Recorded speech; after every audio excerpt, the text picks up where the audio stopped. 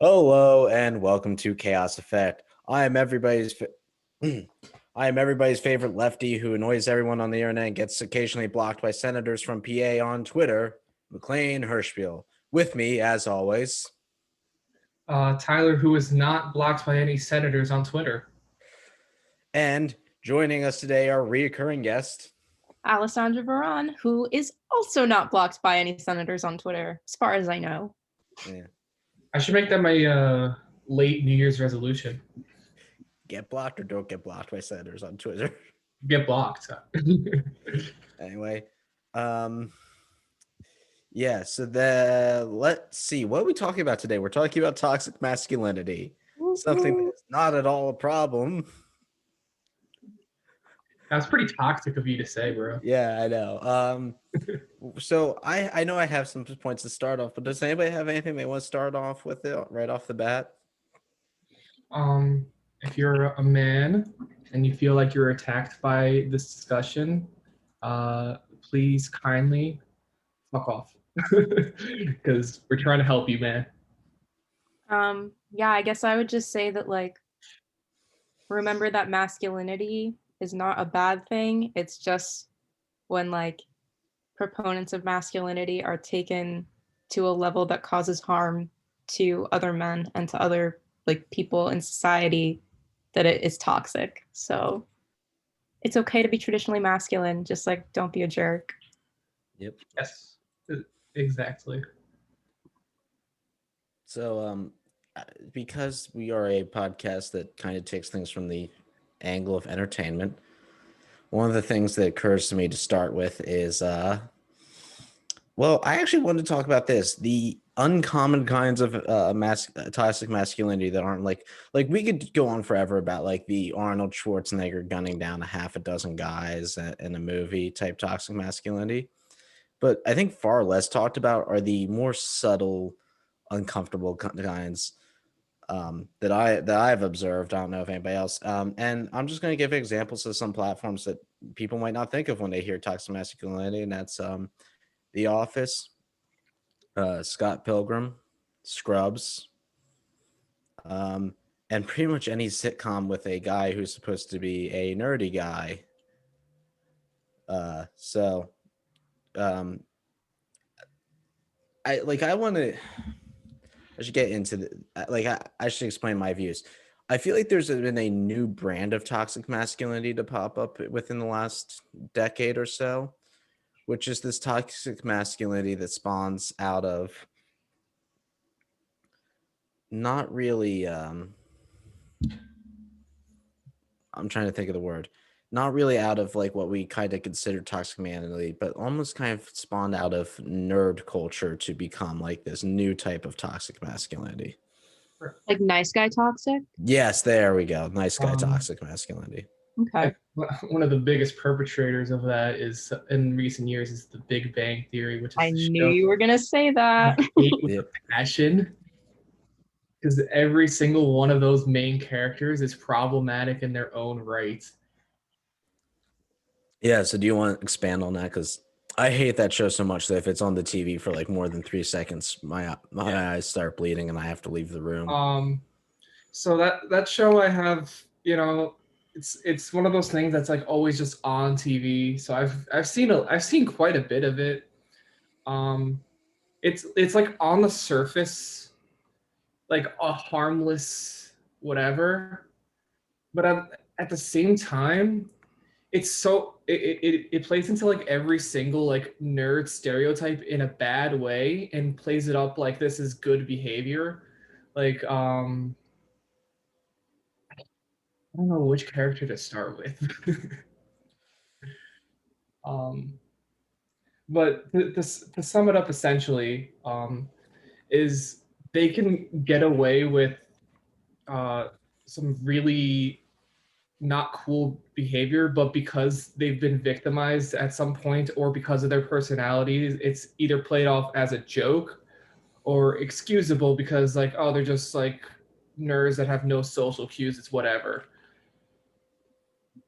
Yeah, I can agree with that. I think that the biggest issue with the Big Bang Theory is the the normalization of like, they don't get it because they're too smart to be socially aware, with like, and there are like other avenues to that where like, it's been discussed that like the character of Sheldon like clearly is on the spectrum.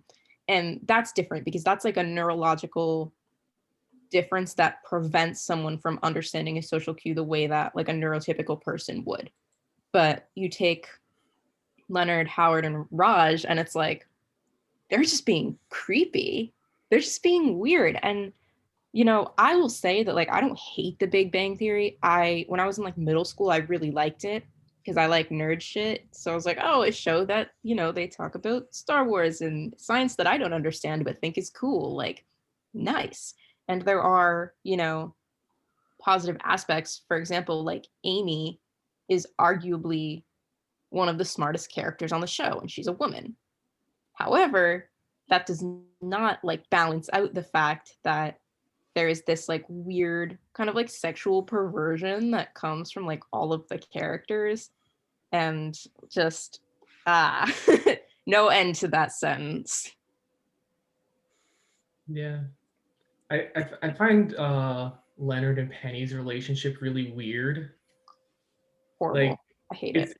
it's really bad because like Leonard has like he very much is just like the nice guy for a lot. But like there's so many times where like he's just like the he's like, hey, I'm the smart guy, and my girlfriend, she's hot as hell, but she's kind of dumb. And there's so many moments where like just like moments of intimacy still, and where he's just like, actually. Yeah. Yeah, and there's also I think and I'm sorry if I'm stepping on my words a little bit today. A new kind of thing is there's just TV is not teaching great lessons to men and young men, and one of the ones I picked up on, and you could just pick something, is that if you are mean to women, therefore they will like you because of the fact it's very pickup artist mentality. A lot of TV shows have started to, and I don't know if you all know what I mean when I say pickup artist mentality, but like it's that kind of like almost it's being very degrading towards people, and that's how you expect to get people onto your side Mhm. type mentality. I think that this discussion is easier to have when there's an example of like, yes, this is a good way of portraying a nerdy man or whatever. Like, if you've seen The Good Place, my favorite character is Chidi Anagonye, who is a ethics professor, or was an ethics professor before he died. Yes, And he like plays into a lot of the stereotypes. He has the nerd glasses. He, is the type of person to very deeply contemplate every decision that he makes, weigh all the pros and cons. That's his character quirk. However, he is not, while he is to a degree socially inept because of his anxiety, it doesn't have anything to do with like women or feeling some kind of like into like whole intellectual like holier than thou kind of mindset. Like he doesn't feel like he's better than other people because he's very smart, and he doesn't have this like, oh my god, like girls, women, like that, like the characters in the Big Bang Theory and a lot of other like nerd centric shows do. I think Yeah. that's like the right way to do nerd masculine. yeah, no, I think I agree. So like I don't think I think there's this idea that a character being nerdy in popular media also means they have to become a very perverted, creepy guy. Um, I mean, and as I think I don't watch a lot of Big Bang Theory, so it's very hard to me to say, but that's kind of from what I get from what I've seen of it. That's a lot of where the humor comes from. Is these guys are so nerdy that they are just creepy by default, but it's excusable because they're nerdy. Yeah. Um, You literally have a character like Raj that actually cannot talk to a woman unless he's drunk. Yeah, and that, I mean, this is a whole other can of worms, but just to briefly mention it because it's worth mentioning, the character of Raj also plays into this weird like sexualization for laughs that like South Asian men are kind of given in all of TV. Like every time, like whether it's Tom in Parks and Rec or Raj in The Big Bang Theory or whoever, like South Asian men, whenever there is something like that comes to romance or sexualization, it's played for laughs. Like they're never given these opportunities to just be like genuine like people with romantic plot lines that aren't just played so we can laugh at them as they fumble. But again, that's a whole other issue. Yeah. So I think also on that note too is I think there's also characters people miss the point of. Use of Parks and Recreation made me think of Ron Swanson. Ron Swanson's supposed to be a jab at a jab at like the very stereotypical man's man. The I only eat meat, the extreme libertarianism. It's supposed to be a jab at all of them. And I personally think that a lot of toxic masculinity comes from people missing the point. I don't know if you like The Office. So I wanted to actually, so I was on Discord and I was having a conversation with somebody and I was like mentioning, oh, I'm doing this podcast and one of the things we're going to talk about is The Office because of Jim from The Office. And then somebody said, is that the American show that has all the awful people on it? And they just started listing shows or like the descriptions of shows. And The Office was one that I figured, because like if I think shows with all the awful people, Shameless, It's Always Sunny in Philadelphia, those are Yeah, the first Always two. Sunny is up there for sure. But the fact that when I said the Office, and he said, "Oh, that's the one with all the awful people in it," really stuck out to me because I kind of went back to like thinking back, and it's the people who are arguably the three main male characters are pretty terrible people. You have Who would you consider? Who would I consider? Well, probably Steve Carell, Definitely. John Krasinski, and the guy who plays Dwight. They would probably be the Rainn three Wilson. Rainn Wilson's characters. So Dwight, Jim, and Michael would be, I consider the three consistently heavily featured characters. Yeah. I don't know Yeah, if that's fair. And they are both, and how I say this, these people are supposed to be parodies of characters, but we get to this weird, I've talked about this a few times, but we get into a period where the meme becomes the person, right? Where these people started making fun of these three characters, but now to a point where it's now they've almost don't get why they make jokes about these characters, and they and like sometimes I think people say things that they don't realize how insulting they are. Like my one friend said somebody called me Dwight, and that really pissed me the fuck off. Because Dwight's played up as somebody who drops low-key racist hints. Is a terrible character to be around, and he's the characterization of somebody like a Proud Boy, like an alt-right or libertarian type person who has their own worldview of beliefs and believes everybody else should follow that. I don't know if I necessarily agree with you on that. I'm not saying that I'm not automatically right wing. I'm just saying he has, how do I put this? He's characterized in a way that makes him very unlikable, that they play him up in a way to make him likable, if that makes sense. To a degree. I mean, I will say, like, when I started watching The Office for the first time, I did not like Dwight. I did not like Michael at all. Jim, I've never had a problem with. Jim, I feel like is very much like a stand-in for the audience type of character. I don't have a problem with him at all. I did until later in the seasons. Later seasons, yeah. Yeah, later seasons, they just have them doing bad things for the sake of having characters do bad things. Later seasons ruin everybody. Yeah. Yeah, later seasons of any show, it's like I don't know. But in season 1, like I could not. I was like, I don't get it. I don't get why everyone's obsessed with Dwight. Like he's an asshole. he sucks. Yeah. But I think that, and I think this happens on a lot of shows, like you test the waters with those kinds of characters and then figure out, okay, do we dial it back or do we play it to the extreme?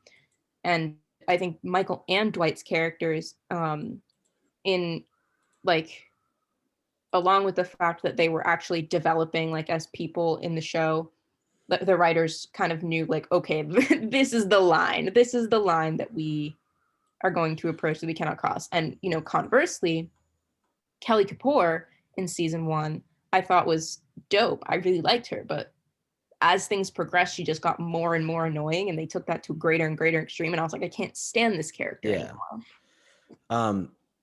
So that's my view. It's just, it kind of feels like, that stuck out to me, that somebody said that's the show with all the bad people on it.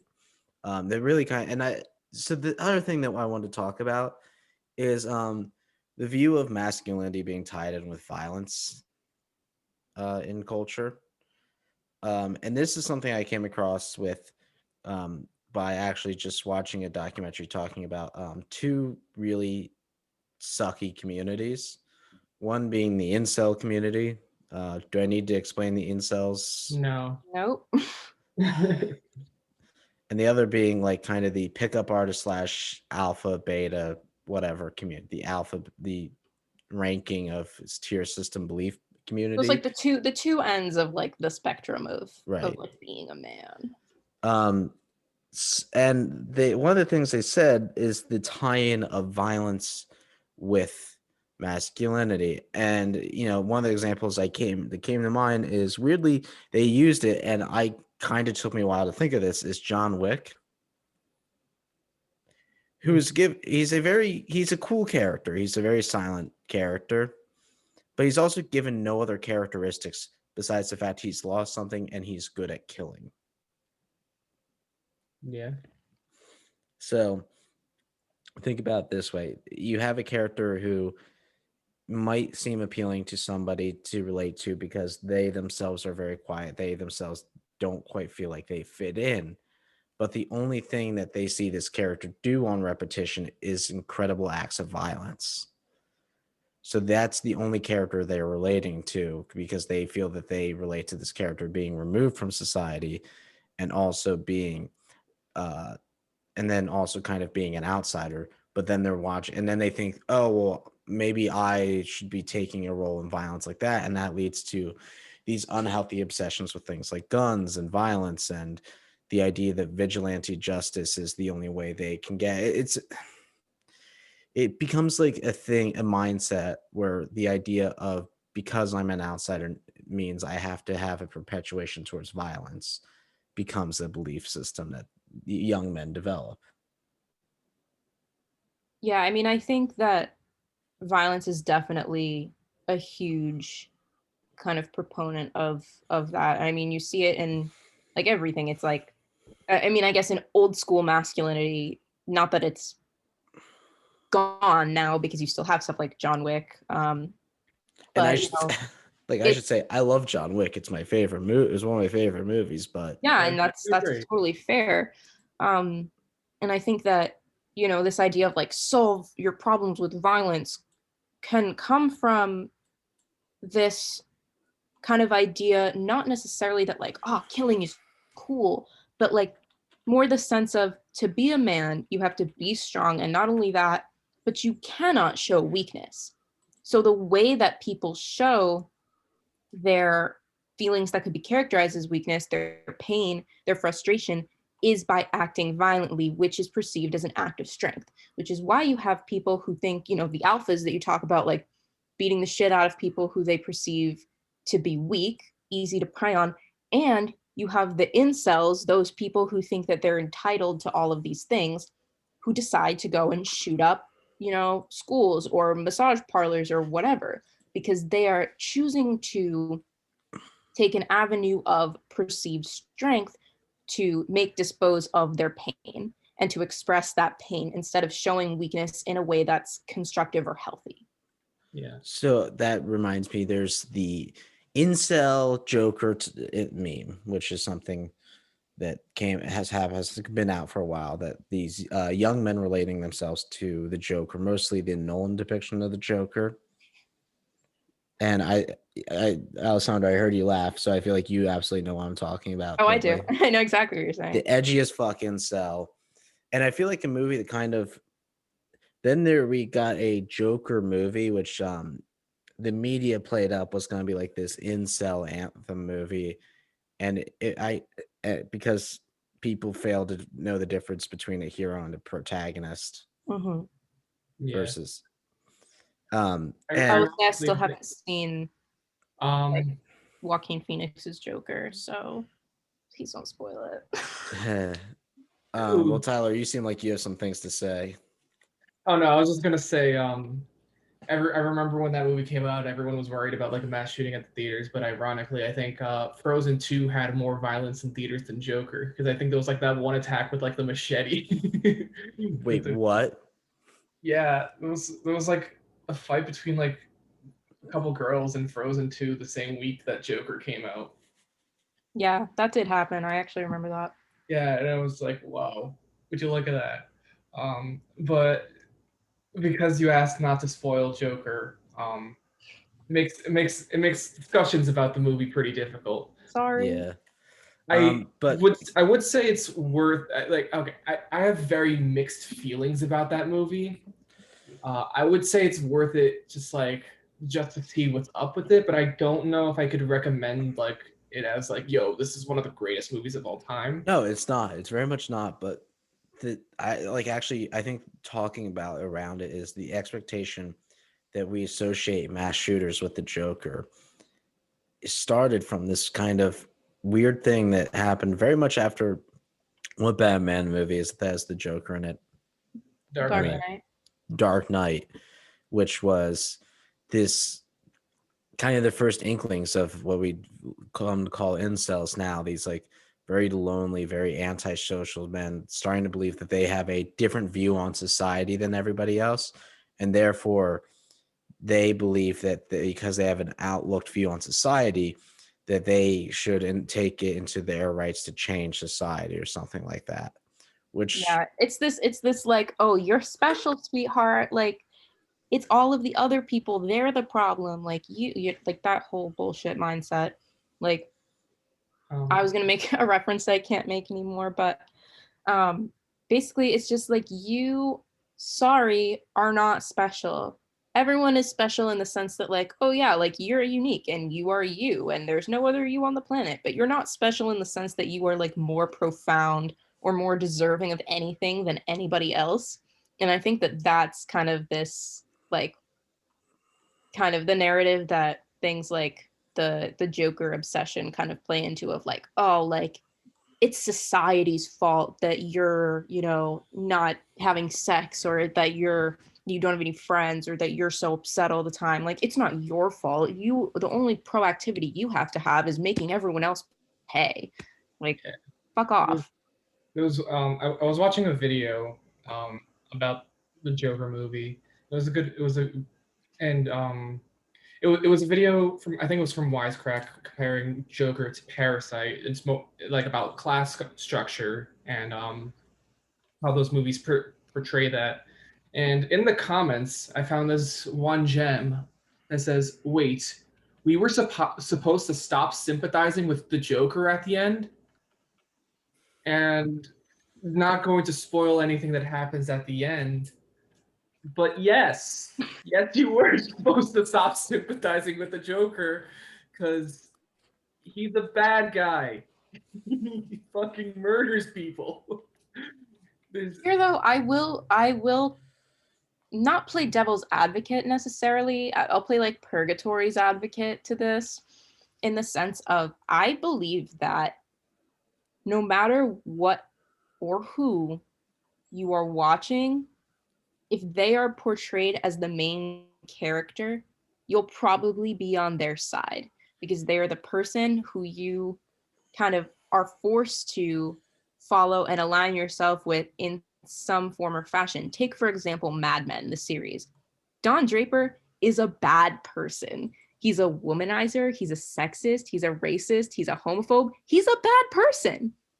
But we follow him for 7 seasons. We learn about his tragic past, his internal suffering, like all of these, kind of struggles that he has, and we still sympathize with him and want him to be happy. I don't like Don Draper, but I want Don Draper to be happy while I watch the show, even though he's bad. I think that because like humans are naturally like compassionate and empathetic, like I do believe that if we are following a certain person, even if they're a bad person, we will still want them to be happy and to succeed. There are lines crossed in that film, though. I will not spoil. And Yeah, I know. I feel like I know what you're talking about. It's like you're supposed to like you're following this character as the protagonist of the story, but it seems like the way this guy is phrasing it, it seems like, wait, we're not supposed to root for him when he does these things? And like, no, these are awful things, and this is examples of negative character growth. This character is devolving. This is not a positive arc. He's spiraling down into insanity. It's not like you're not supposed to sympathize with him. You're supposed to be horrified for him. Mm-hmm. On that note, another movie, a totally different group of people, not incels, probably the opposite end of incels. Let's talk about the movie that's held up in fame by frat boy business majors. Anybody want to take a guess? There's 2 up in my brain. I'm only thinking of one, so I'm interested to see what the other one is. The Wolf of Wall Street. Okay, yep, that was my main. I thought you could have gone Fight Club with it, but No, but I do want to talk about that. I don't think of that as I think of that for a different type of group of guys, but yeah. Boy, a movie that has the point of it fly over literally everybody who sees its head. And that happens with a lot of Jesus Christ, I can't think of his name, director's name, incredibly famous director. Scorsese. That happens with a lot of Scorsese film, where he shows these films that are about a group of people who do awful things, and then they fall flat on their face for doing these awful things and end up declining. I think The Irishman's actually a really good example of that, at his best execution of depicting that, and so is Goodfellas. Yeah. But the problem is the average, I don't mean to be mean, but idiot goes and sees it and then thinks, oh, those guys are doing some cool shit. I want to do some cool shit like that. Yeah, I agree. I actually wrote like an entire essay on The Wolf of Wall Street a couple weeks ago for class, so I could go on and on and on. I actually would love to hear some thoughts. Just like, can I talk about my first thing that comes to mind? Oh my God, yeah. The objectification of not just even women, but people in general comes to mind is how I also, whenever, in the terrible few chances I found myself talking to people in the business major world, the way they talk about people is they take out the characteristics of humanity and treat them like statistical numbers. And they think in their mind that makes them really cool. But I'm just talking to this person and I'm thinking, holy fuck, you're the worst person I've met today. Like, I have met some terrible people today, but you take the cake. Because the fact you're talking about like the cost of like, I mean, yeah, I think like, it's just at the end of the day, you do what you do to make money. And it's like, that's so dehumanizing. And then also treating people like commodities, treating women like commodities, and treating anybody who you pay as a second-class citizen to yourself, or not even pay directly with money, but pay with your influence around them. Does that make sense? So that's just what I want to get my view of the movie out of the way. There is that's what I've seen the byproduct be created. Yeah, that's fair. I mean, okay, I hate that these words are going to come out of my mouth in this sequence, but regardless of ethics, The Wolf of Wall Street, in my opinion, is a good movie. It's entertaining.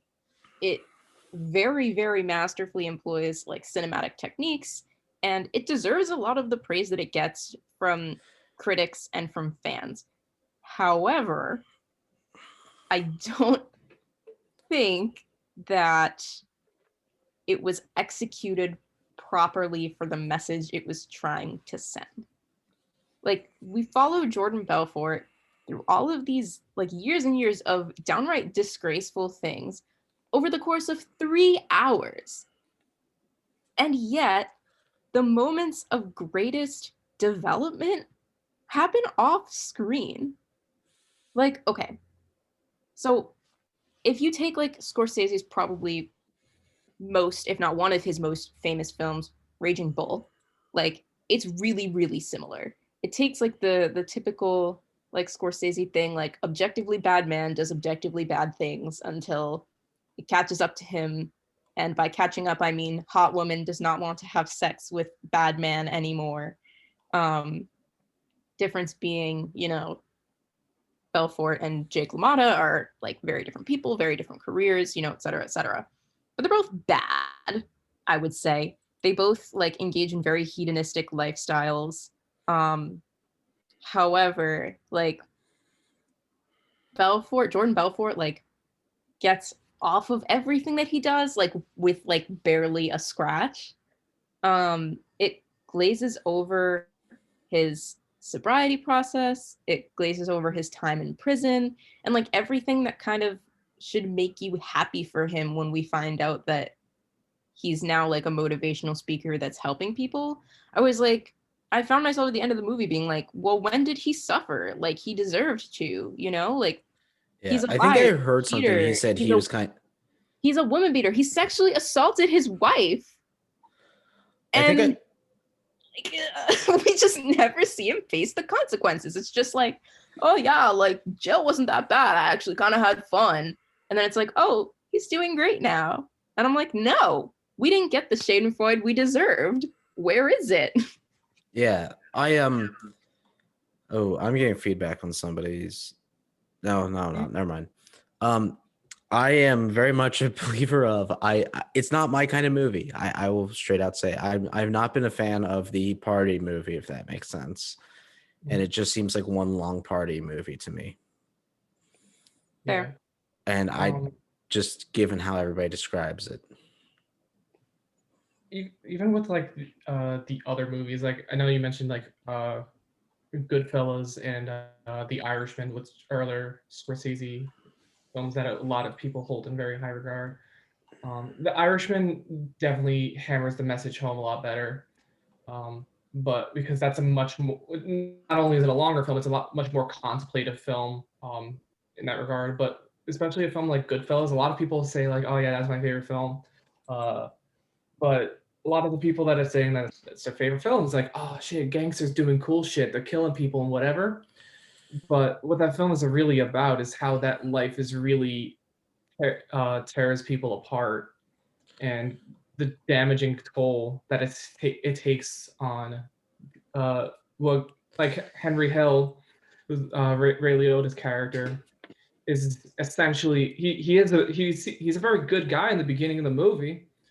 He's just trying to make some money, doing his own thing when he was younger, and then as he grows up with this dangerous family and the life that he gets himself into, he's barely recognizable, and it affects his personal relationships, like with his wife and everything.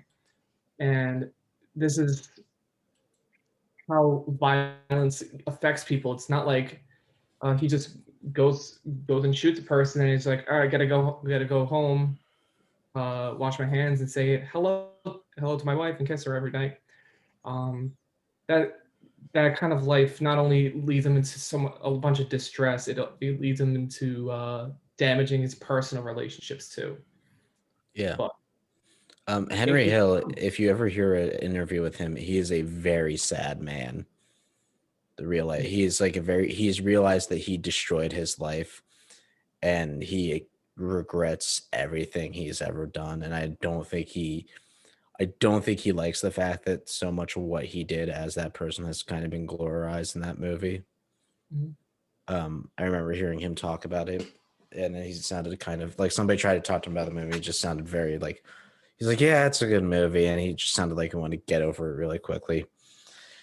That being said, I actually kind of want to talk about some of the people who are kind of in things that would stereotypically be toxic masculinity type films, but aren't because of how they portray these characters well. And I think the first character that comes to mind, he's a Star Wars character. Anybody want to take a shot in the dark at who I'm thinking Is of? it Anakin Skywalker? No, it's not. He's Is it the my boy toxic as fuck. Luke? Nope. He's Yeah. we don't see his face a whole lot.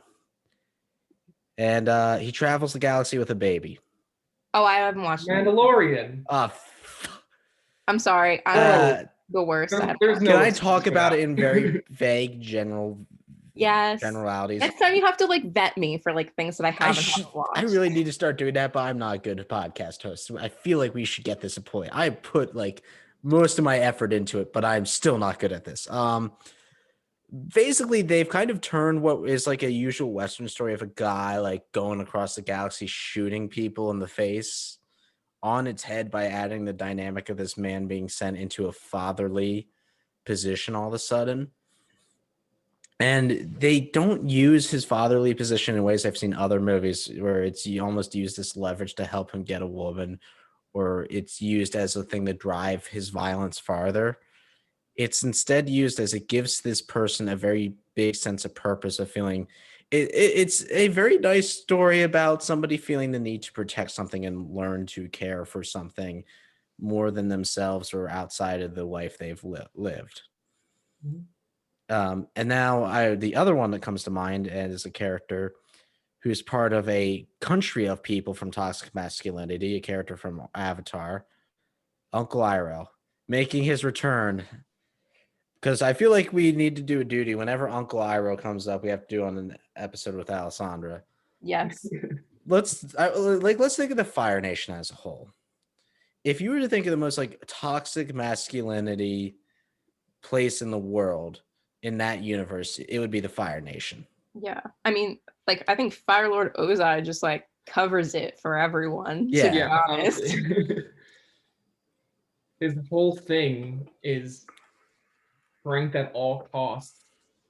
Strength at all costs and just being an absolute bastard and not showing any emotion towards anybody around you. Also, like even like on Fire Lord Ozai, like he has Azula who like is completely willing to do whatever he wants and has followed all of his instructions, and he still doesn't give her like the credit or like anything that she like theoretically deserves. Like, of course we don't want Azula to succeed, but in a world where we do, like we're fucking pissed that Ozai denies her all of the things that she very clearly deserves, that if she was a boy, she'd probably be given. So that's on that. Yeah, and I think Avatar as a whole is a very good example of essentially deconstructing toxic masculinity. Both of the male leads, or all three of the male leads that come to mind, Zuko and Sokka, I'd say they both start out as fairly toxic archetypes. You have the guy the kid trying to mimic a strong man, right? He's trying to prove himself as a warrior. He wants nothing else. And then the one who's so obsessed with this one thing, who's like so trying to prove himself to this honor system that is kind of bullshit. And you slowly see these characters learn to grow over time. Yeah. And like I feel like Sokka especially, like nobody talks about Sokka's growth, but Sokka kind of talk about Sokka's growth. I am Sokka's an absolute king. stan. Okay, well, Alessandra, do you want to talk about Sokka a bit? His arc is so good. Like, obviously we see him start as like this like perceived like ladies man. He's cynical as hell. He thinks that he's capable of everything. And he has a kind of like protectiveness that is almost like it exists because he thinks that that's like the role he's supposed to have. But eventually that protectiveness becomes healthy and genuine, and he grows largely because of Suki, who is a queen, to have so much respect for women. He gains this kind of like humility and desire to learn that is not rooted in being the best, but rooted in actually having the desire to master a skill. I'm realizing Mad Max ripped off Sokka. Mad Max Fury Road ripped off fucking Sokka. Shit. So, all Sokka needed to do was get his ass kicked by a girl, and it just like knocked him down a peg. He's like, oh yeah, Yeah. shit, they're capable fighters too. One of my favorite moments in the show is actually it's in that Kyoshi Island episode in the first season where like um Suki kicks his ass pretty much. And he's just like I got beaten by like a strong warrior. And she's like, yeah, I can't remember the exact quote. She's like, yeah, I'm a strong woman, a warrior, but I'm a girl too. Because a lot, and then she gives him a kiss, and she's like, a lot of media is like, you either have like the the feminine mom type, or you have like the badass emotionless woman, but you can have both. And I think a lot that having that character alongside Saga, who's a character who's a non-bender like him, but is also not only a capable fighter, but also in touch with her femininity, is a really great balance to Sokka, and is really a great opportunity for him to grow, to not only be more confident in himself with his skills as a warrior, but also his with his masculinity. Yeah, and I think that a lot of like the success of Sokka as a character and like the success of the entire show's ability to portray like healthy masculinity comes from their ability to accurately portray like femininity as well in characters like Suki, Katara, Toph, like just to show it as like a spectrum that, you know, wherever you end up, as long as you're not like hurting other people, it's okay, you know? Yeah. And then Zuko. Zuko is a very great example of where I'd say Sokka's more comes out for the personal drive of feeling the need to feel masculine, of societal drive to be masculine. Like because he's from a society that has a very insane honor code. I'd say is that a like he's somebody who talks about honor so much it's become a punchline. Yeah. Um, And the only way he kind of gets away from it is the guidance of this soft-spoken old man who clearly I feel like we talked about this in our like the episode in our fuck Michael Bay episode where society needs need for forgiveness. Iroh is clearly somebody who's seen himself as both somebody who's been the persecutor or the essentially great evil and in a sense also now somebody who has to live with those regrets, who's trying to keep his grandson from or his nephew from following those same great regrets, if that makes sense. Mm-hmm. Makes 100% sense. Yeah, I And mean, Zuko is kind of the culmination of like his two like father figures, if you can even call Ozai a father figure. Like Iroh is this very like nurturing, empathetic, and like gentle man, whereas Ozai is like abusive and belligerent and awful. And we kind of see Zuko like navigate those two extremes where like he too is just, you know, domineering and obsessed with power and authority and strength. And whenever that's questioned, like he is just he becomes so like hot-headed and makes dumbass decisions. But like we get to watch Iroh like just care for him. Like people say like, you know, Katara is the mom of the show, but it's Iroh. Iroh's the mom of the Yeah. show. well, that's And that's awesome and okay. that's the thing that I've had this conversation myself is thinking of like the how we gender code things with like the mom and the dad of the group. It's just really kind of parent should become the broad term for the one who's nurturing because that's what parents should be regardless of if Yeah, they're a mother or facts. father is they Yeah. should be if you're the nurturing character you should just be the parent whether that be the mom or the dad but the the scene that really stands out to me with Iroh is when he kind of just loses his shit for once. Is when like Zuko's about to steal Appa from Lake Laogai, and Iroh just goes off on him like, dude, you never think shit through. I've been trying to tell you this for a long time, but he's like, you're gonna steal this bison, and then what? What are you gonna do with it?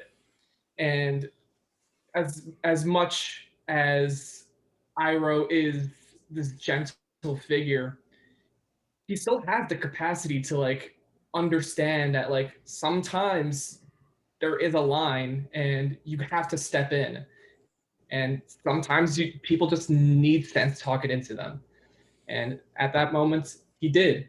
And after that, Zuko, when he puts down his sword, he gets like so conflicted about doing a good thing, it actually makes him physically sick. Yeah, yeah, you kind of like hit the nail on the head, Tyler, saying that like basically Iroh has incredible power and abilities, both like in terms of his bending and just his like personality. But like he's secure enough in himself and, you know, worldly enough to know that he doesn't have to use it. And that's one of the reasons that I like Aang a lot as well, because like he also has like this great power, multiple great powers, but he rarely resorts to using it if he doesn't absolutely have to. I think the thing about Aang I appreciated the most, and they even play into this, is that he chose a life where he would never pick up violence. And there's a difference between avoiding violence and avoiding killing, in my opinion. Batman chooses to avoid killing. Aang chooses to avoid violence. Yeah, Batman will beat the shit out of you until there's nothing left but like your brain. And I want to talk about Batman in a moment here, but let's finish with the Aang first. Aang, I think, is also interesting because he doesn't really conform to any what we'd consider like he does of like a masculine stereotype at all. Yeah. And when he does, it comes across as extremely goofy. Yeah, he's very similar to Luke Skywalker in the way where he's at his core a peaceful person, but when he's presented with the mission to kill somebody, that is his ultimate goal throughout the series, pretty much. He will go through any lengths to. I mean, this Luke Skywalker, especially once he realizes Vader is his father.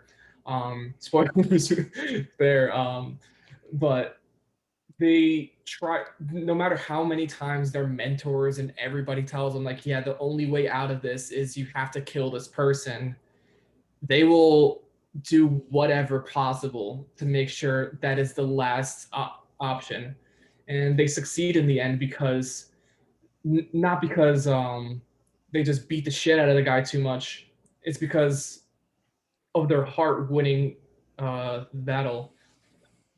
Ozai's not redeemable whatsoever. There's never a second of doubt with Fire Lord Ozai that he's a piece of shit, which is what's different with Vader, I would say. But so when we talked about Star Wars earlier, Alessandra, you brought up Luke Skywalker as a divergence of toxic man. Why don't you go in on that a little bit? Everybody's favorite blonde himbo. We love Luke Skywalker. Not a himbo. He's a smart man. He is. He just kind of comes across as one in some of the lore. I'll give you that. No, I love Luke Skywalker. I think that, like, first of all, you look at the way that he cares for his family.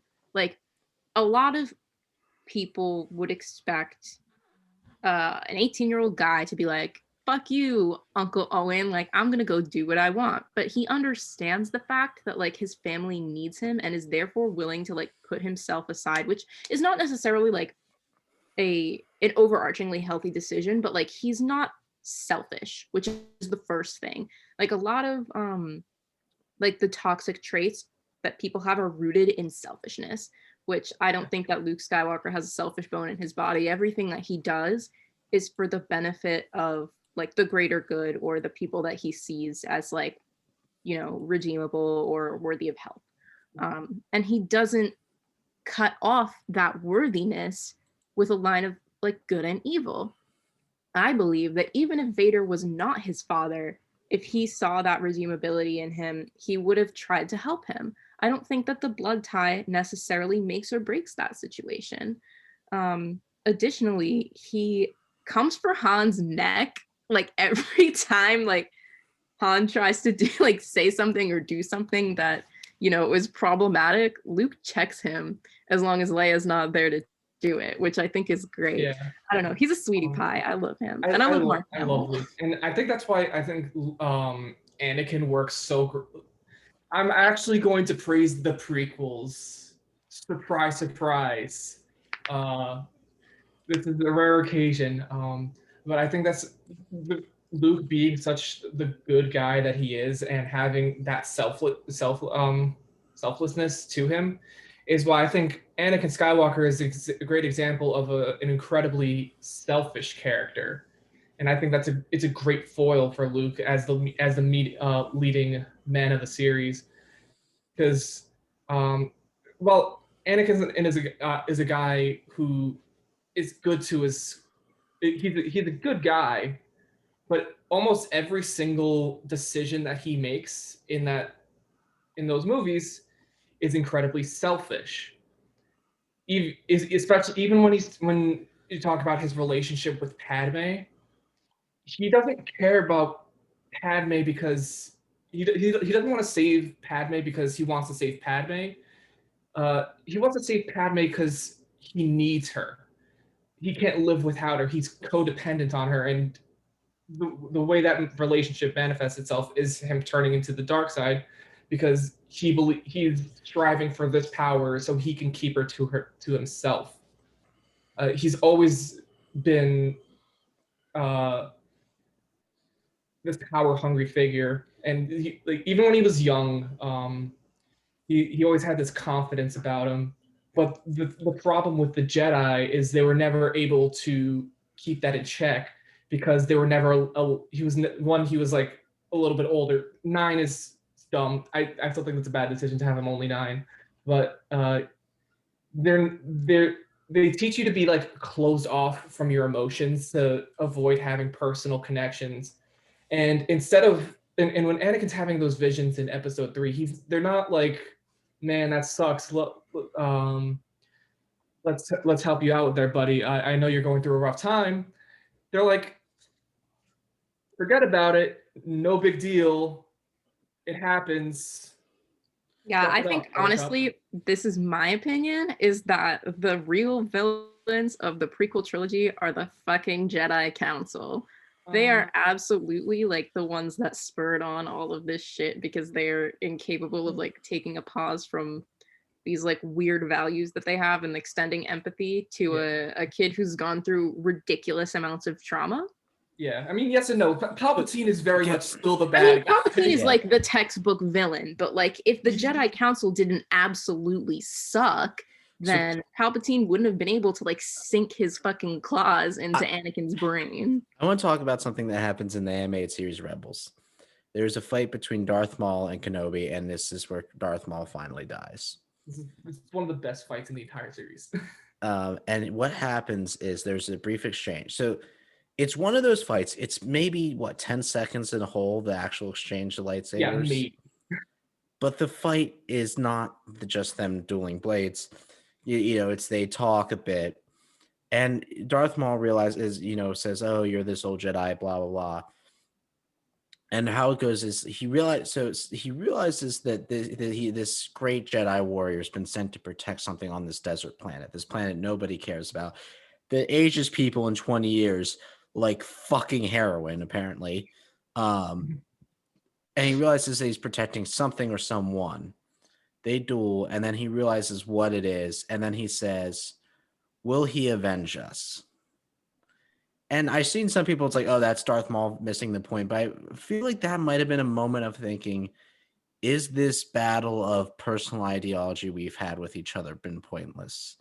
And maybe there needs to be a new way that will come from him. And unfortunately, the sequels did not deliver that promise that we were hoping for of a new way. Just like literally everybody else had to die before that happened. So, Yeah. but I feel like there's this idea that the Jedi Order nor the Sith were never more right than the other. They were both wrong, and there was a balance that needed to be found somewhere between. Or somewhere No, between. I totally those two. agree. Yeah. All that the gray shit, like that's my the vibe. gray. Like, unfortunately, it's not canon anymore. There's no such thing as gray Jedi. Yeah. Right. But Don't talk to me. Don't talk to me about it. I think it's stupid that there isn't a balance of anything. Anyway, the reason why that fight is so good is because what it's really about is Maul comes up to Obi-Wan at his campfire and he's just like, you're living in squalor, you have nothing. Look at where you are now. And Obi-Wan replies like, look what I've risen above, because Obi-Wan's been through some absolute shit. And Maul's whole thing, his entire life, has been this pursuit of power. And he's Maul's just like, you have nothing, and it's like, I have everything I need. I am here to protect our future. And Maul's just like, yeah, no, fuck that. And he gets killed because he's been doing the same thing over and over again. He's never been able to rise above the trauma.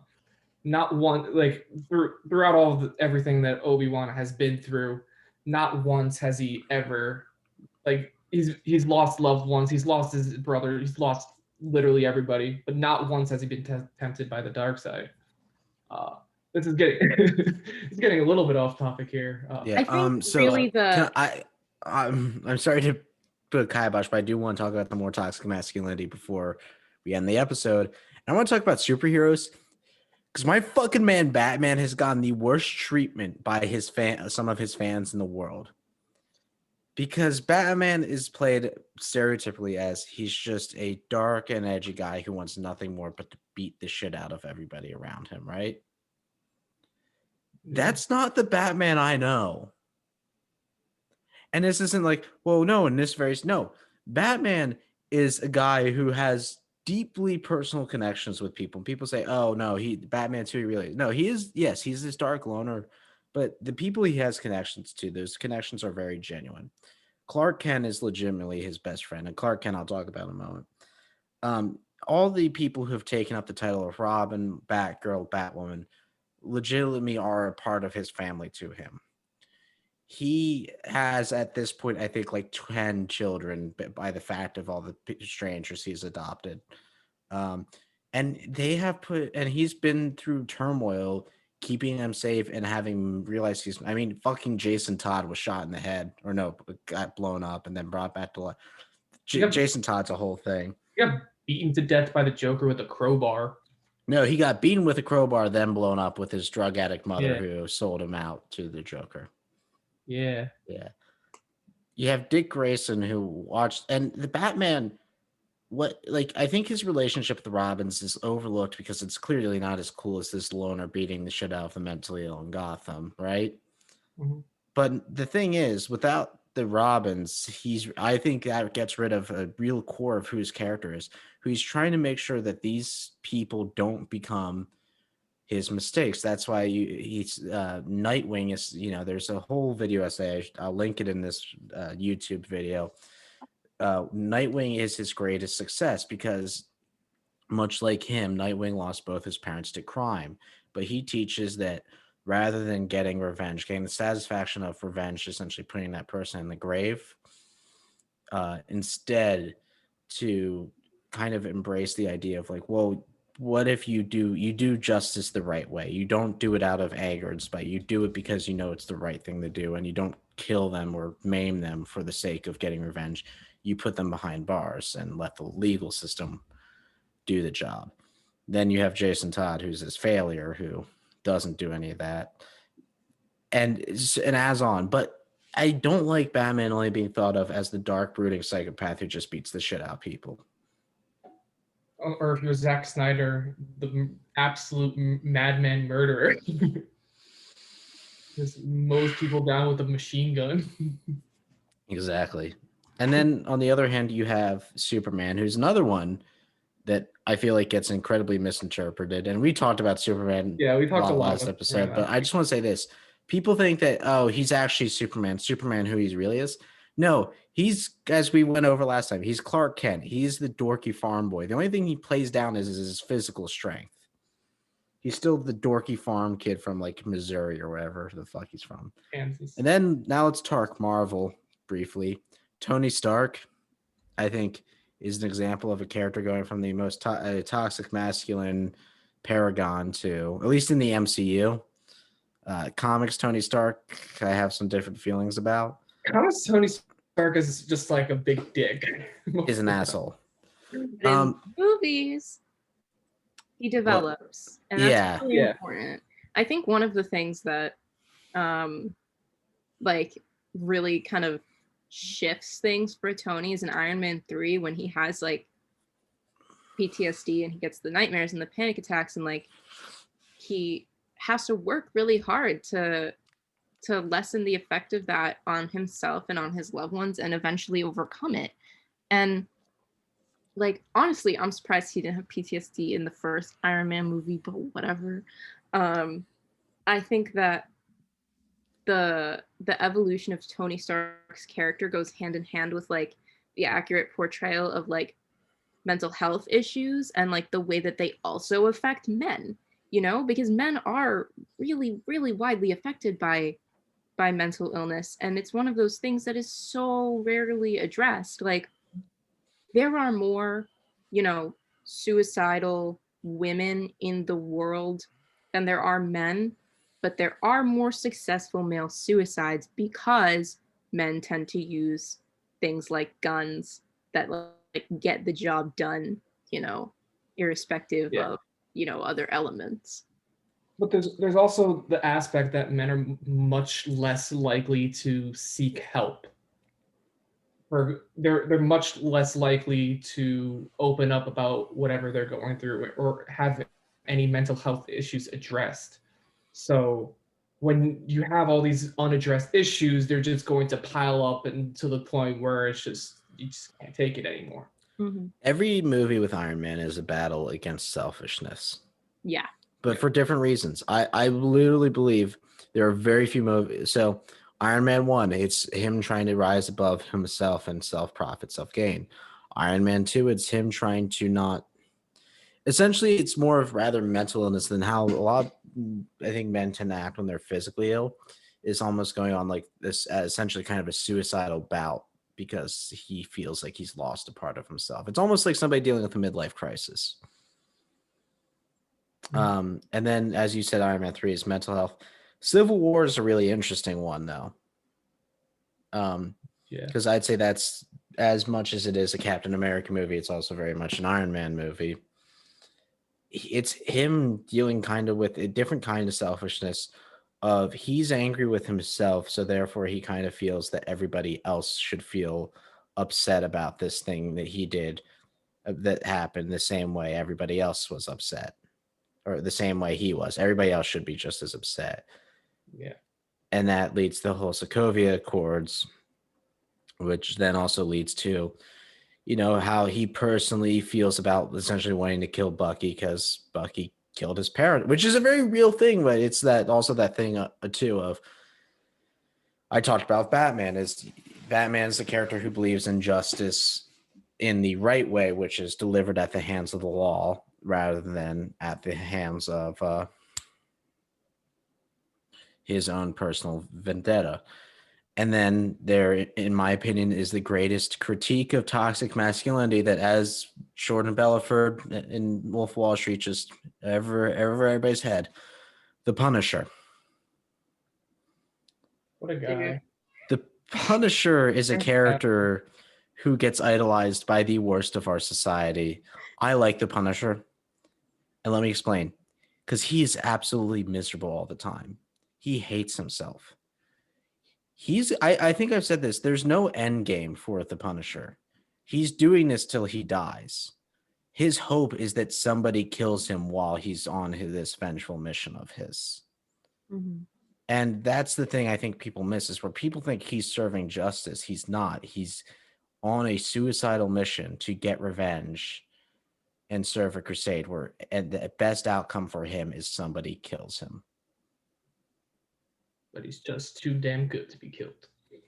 Yeah. Yeah. Now, Alessandra, you saw it when I said the Punisher, you seemed like you had a few things to say.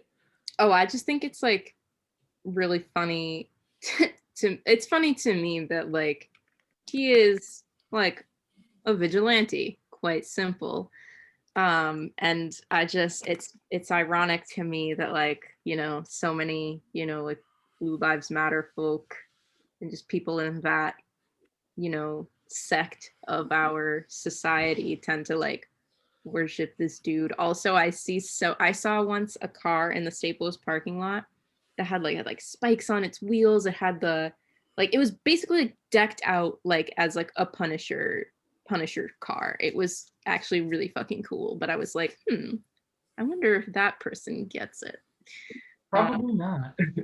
Yeah, probably not. If I they're feel just like I'm one of far 5 out. people. That, Logo. It's a I feel like skull. I'm one of 5 people in the world who reads the Punisher and gets the point of the Punisher. I've never read an issue of the Punisher, with the exception of Punisher War Machine, where at the end of this, I didn't feel like this is a guy who wants to die. The only good outcome for this man is that somebody kills him. And now, just in the last 10 minutes we have, let's talk briefly about Fight Club. I haven't seen Fight Club. Me neither. Were you the one? Never mind. Okay, though, let's not talk about Fight Club. Anyway, let's talk about Mad Max Fury Road. Haven't seen it. I don't care. I'm talking about it. So Mad Max Fury Road is a really interesting thing because all the villains are just a giant paragon of toxic masculinity.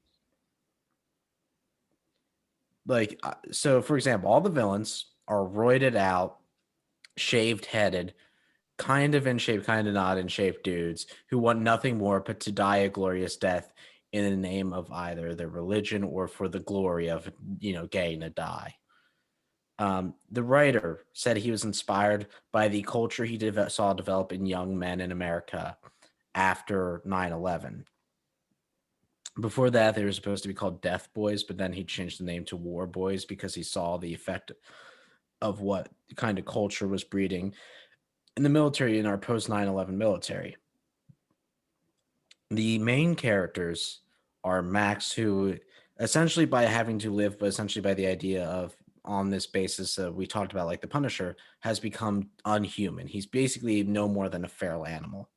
You have Furiosa, who was is hinted at one point to have been in the position of the mothers, who are the other people who she's trying to protect.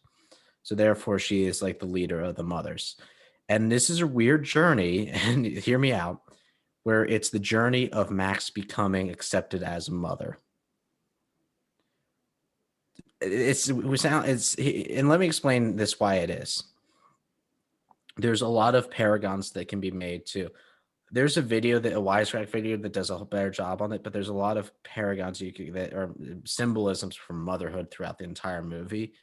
And I find it really funny. A lot of people see that movie and think it's a really bro-y movie, but miss the undertones of motherhood that the writer was going for. And I also realized me talking about Mad Max and comparing it to motherhood as a man, it sounds really fucking weird, but it's funny. And because all the villains are archetypes of toxic masculinity. There is the gun nut.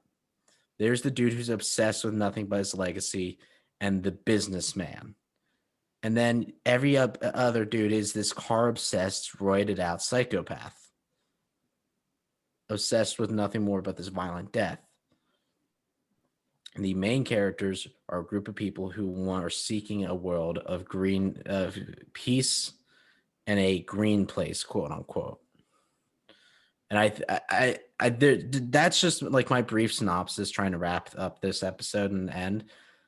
But I really, something about that's the dynamic of that movie. Of course, the movie is, nothing but a lot of stunts and gasoline explosions, but that is the underlying story there. I've seen Mad Max, but I genuinely just like, it was like probably right after it came out, and I was just like, this looks sick, and that was what I gleaned from that movie. I think honestly, like based on every like kind of version of like unhealthy masculinity, toxic masculinity that we've kind of discussed, like the key here, and we see it in Aang, in Luke Skywalker, and Uncle Iroh, in superheroes like T'Challa or Miles Morales. Like, healthy masculinity is about focusing on your inward values and virtues and exhibiting self-control instead of worrying about how you fit into the societal ideal of like manhood and like exertion of power. Yeah. I think that's exactly because the thing I have picked up, I think I've realized is not, and Tyler, I'd be interested. I was clearly affected by getting those wrong messages, like, oh, that guy's cool, therefore I'm supposed to think he's cool, so I'm gonna act like this. And then I realized that makes me feel an asshole, so I don't act like that anymore. But then there are people who don't get that. Yeah. See, like when characters like Superman, like this dude can punch out gods and shit. He is a planetary level being. Beyond that, but what makes Superman strong is not because of what he can do; it's what he doesn't do. It's his restraint that really is the strength of his character. You- Yeah, I The- completely agree. I mentioned this conversation on the last episode, but when he's talking to in the first Superman movie from 1978, when he's talking to his dad, he's just like so frustrated because like when he's like on the football field and like I know I can get a touchdown every time, no problem. He's like, you weren't put on this earth to make touchdowns. You're made for something greater than that. But you can tell how frustrating it is to have all that power and to not use it. And it's probably just living your daily life at trying to be a human being while having this godlike strength is much harder probably to him than it is to punch out a god or whatever. Yeah. Now, to wrap things up, that was our episode on toxic masculinity. Question. Yes. For the question. Yes. What is it? What? You always have a whack ass question. I want to hear it. Oh, it's here it comes. But I first want to go over some things in news that we didn't get to cover this episode because usually we do a little bit of news corner. First off, the boat. I am really upset we missed the boat meme last episode.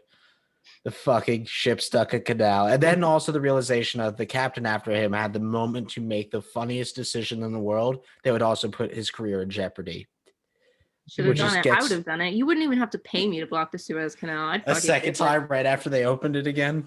I'd block it the first time. I blocked it the 77th time. I don't care. I will block that canal. But just like right after they freed it, that captain had to realize he had the opportunity to do the funniest thing in the world. And he did. Anyway, and then the second thing is Steven Crowder has come under some fire. He's been banned by YouTube, which is good. And he's deleted all of his Twitter suddenly. But the internet doesn't forget, and a lot of the terrible shit he said's been screenshotted. So fuck you, fascist. And then last but not least, Matt Gaetz is a sex offender. I will happily say he's a sex offender. And fuck Matt Gaetz. He finally resigned. Good.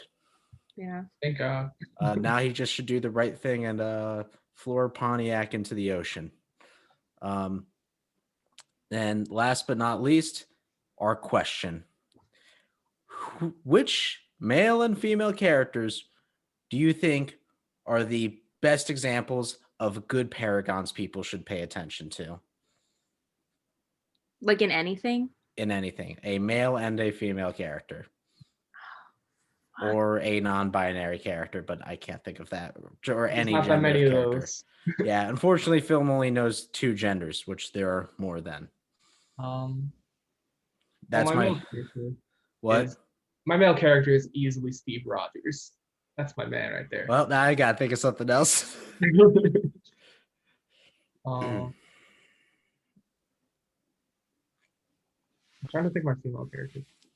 I'm thinking Leia Organa. Yeah, the badass who's given the least amount of credit of any Star Wars character. The fucking woman who watched her planet get blown up and then comforted her shit brother who's upset about the old guy he knew for 3 days dying. Yup. Yeah, that's I love like I love Luke her. Skywalker, but A New Hope doesn't do him justice, I don't Yeah, think. no. Anyway, Alessandra, your answer? I think my female character has to be Amanita Kaplan from Sense8. She's like a side character, I guess, but she's awesome. Watch Sense8 if you haven't. I've never heard of this. It's a Netflix original. It's so fucking good. I love everything about it. Honestly, like almost every character on that show could be my answer to this question. Male characters, like I'm trying to think. Suddenly, I have not ever seen anything anywhere. Well, Tyler took the easy one.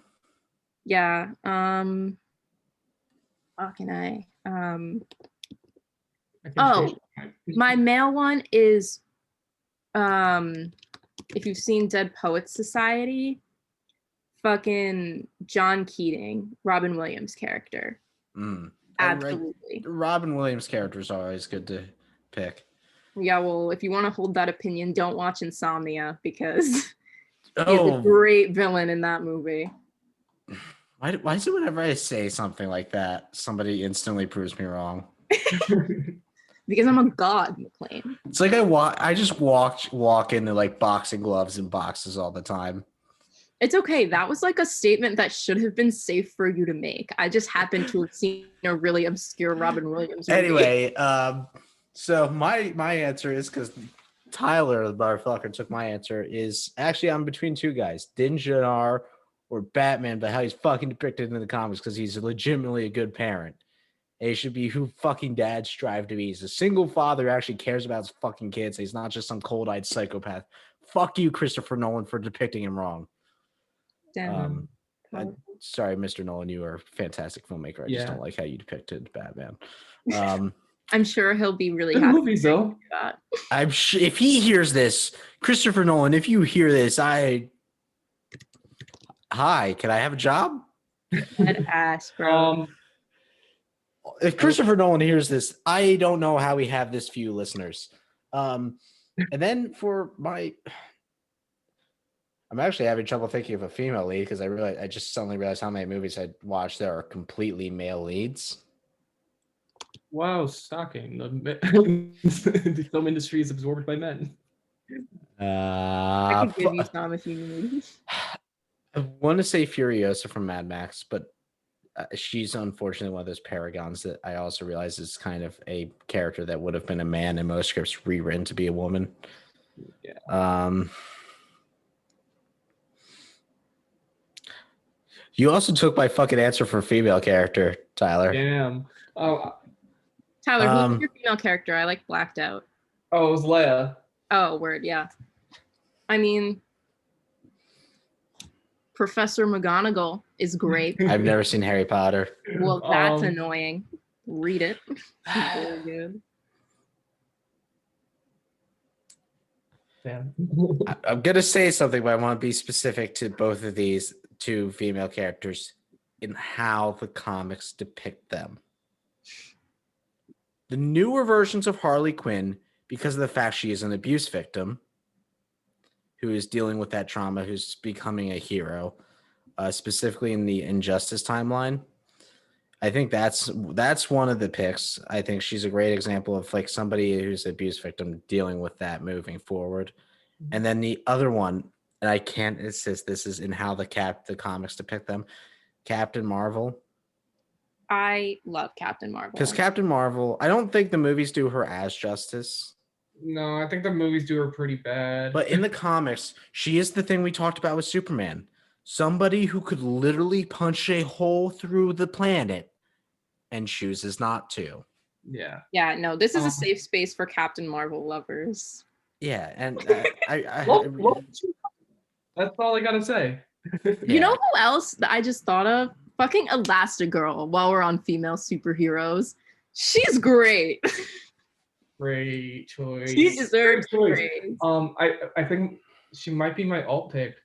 But my alt pick for my male characters one is probably going to be Miles Morales. That's my man right there. Yeah. Also great. It's funny, I think Miles Morales is the more interesting Spider-Man than Peter Parker.